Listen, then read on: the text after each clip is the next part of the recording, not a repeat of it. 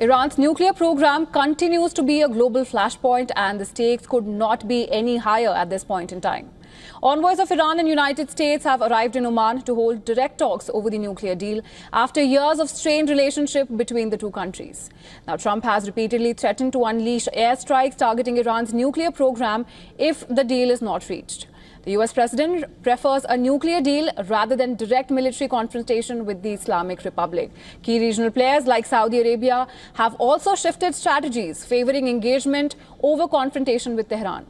Iran says it is giving diplomacy a chance and is hoping to reach a fair deal with US. Iranian Foreign Minister Abbas Araghchi says any deal will require the US to lift its sanctions on Tehran. Our intention is to reach a fair and honorable agreement from an equal position, and if the other side also comes from the same position, then hopefully there will be a chance for an initial understanding that will lead to a path of negotiations.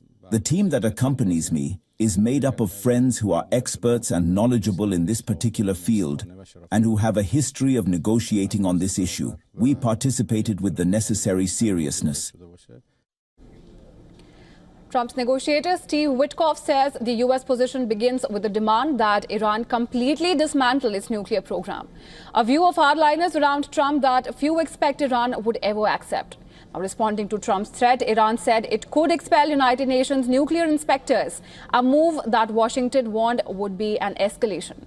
Now, while the West has maintained that Iran cannot have nuclear weapons, Iran says its facilities are for research purposes. But recently, Khamenei's advisors said that if the West continues to pressure Iran, then it will have no option but to resort to nuclear weapons.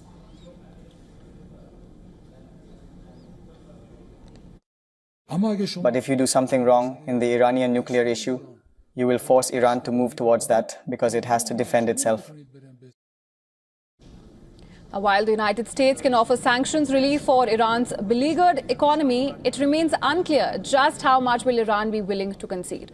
Under the 2015 nuclear deal, Iran could only maintain a small stockpile of uranium enriched to 3.67%. Today, the Iran stockpile could allow it to build multiple nuclear weapons if it so chooses, and it has some material enriched up to 60%, a short technical step away from weapons-grade levels.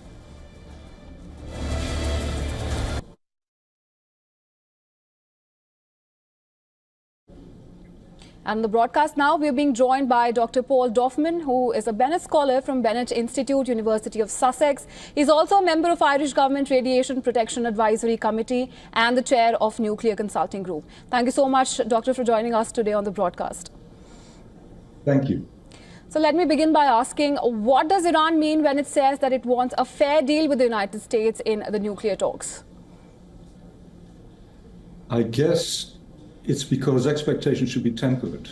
I mean, if successful, this is the start of a long and complex process. Washington needs to come to the table with reasonable expectations about Iran. Equally, Iran can't get away with meaningless concessions and playing for time. So it's a question of fair trading. There's already some concern about the level of the talks. America says there will be direct talks. Iran says they will be indirect. That's already a problem. And also there are issues around the negotiators themselves. The US negotiator is not necessarily that experienced in terms of negotiation or in terms of his knowledge of Iran. The Iran team is very experienced, and they presumably won't be pulling their punches. Right. Dr. Doffman, talking about negotiators, US envoy Steve Witkoff has mentioned that Iran should dismantle its nuclear program. What are your thoughts on that? It's not simply dismantling the nuclear program per se. They have a right to a civil program, but it's dismantling the weapons program. Now, weapons need 80–90% enrichment. Civil program needs about 4–6% enrichment. Iran has installed advanced centrifuges to enrich uranium, contrary to the NPT, to the Non-Proliferation Treaty. So there are questions about Iran's future. It's said that Iran is maybe about a year and a half away from producing a viable nuclear weapon. On the other hand, Iran is suffering hugely from the sanctions.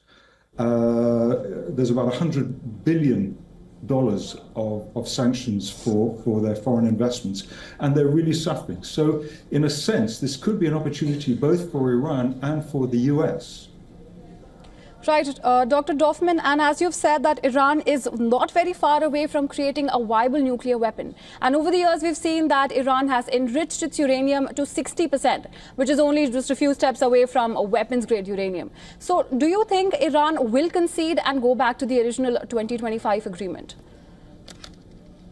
There's no real way of telling. The older agreement, the JCPOA, which was agreed by Iran, Europe, and the US, had a chance of working insofar as Iran's weapons enrichment was being processed, was being investigated by the IAEA. And so we knew what was going on, basically. Trump, in 2018, pulled out of that, and that caused a huge rift, and that caused essentially this current crisis.